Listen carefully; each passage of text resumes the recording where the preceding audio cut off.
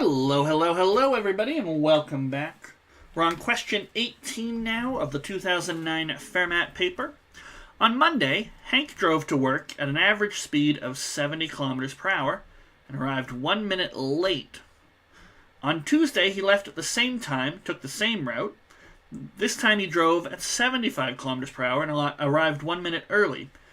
How long is his route to work? Now, long is kind of ambiguous. Do they mean how much time does it take? Because, well, it varies depending on his speed. I think they probably mean distance. And if I just take a look, glance at one line down, I see that all my answers are in kilometers. So they do mean distance. Okay. So first thing I might do is, get the last question out of the way. But I would probably put a variable to the thing I'm being asked to compute. So I might say something like d is distance to work. Okay, so as soon as I can figure out what capital D is, we're done.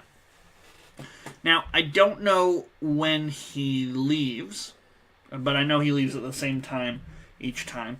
But I can figure out how long he traveled. So on, Monday? It was Monday, right?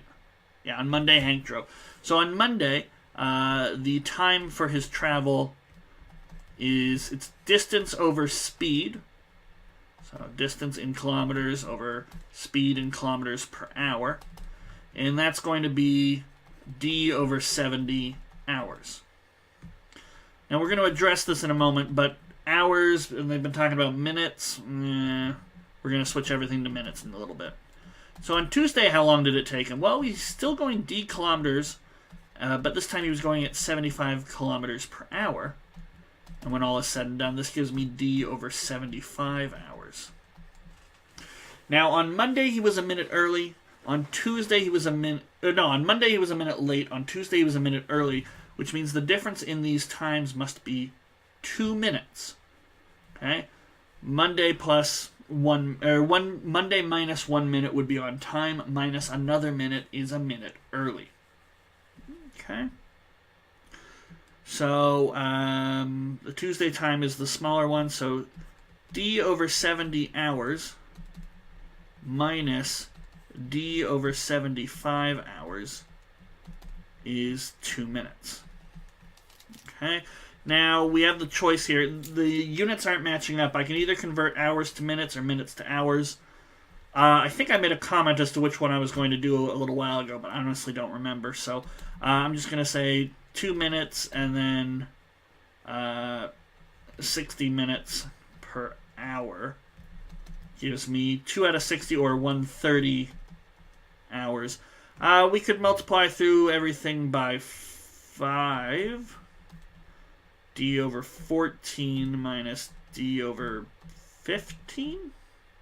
Yeah. Is going to be 1 over 6.